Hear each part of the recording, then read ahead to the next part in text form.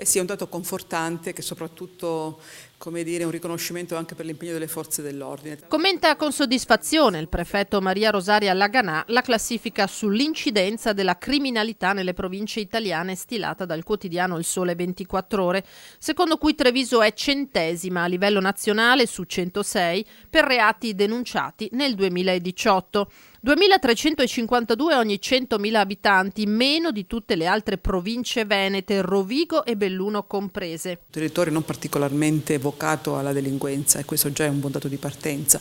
Poi c'è un'ottima sinergia tra le forze di polizia e le polizie municipali, con anche impegno da parte dei sindaci a fare la loro parte, sia in termini di impianto di videosorveglianza, ma anche nel favorire quelle che sono le forme di collaborazione, il controllo di vicinate e quant'altro. Treviso nella parte bassa della classifica, quindi, ma con denunce in aumento rispetto al 2017, più 1,9, e con una crescita significativa di reati come l'estorsione, più 16,4%. Provincia sicura, quindi, i cittadini confermano, anche se con qualche distinguo. Ma penso abbastanza di sì, forse non al 100%, ma tutto sommato mi pare di sì, si vive tranquillamente, anche io ci lavoro qui e sono abbastanza soddisfatto, insomma. Il cittadino si prepara, parla, no? Si confronta, per cui occhio, c'è un'auto, c'è la persona, stai attento a quello, stai attento all'altro.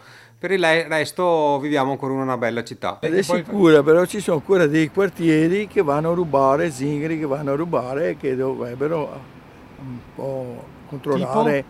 Zona stazione no, ho fatto la pendolare per anni e purtroppo c'è un degrado nei dintorni della stazione. Prima provincia in Veneto per reati denunciati Venezia, quinta a livello nazionale per furti con destrezza, segue Padova che è tuttavia nona per reati legati agli stupefacenti.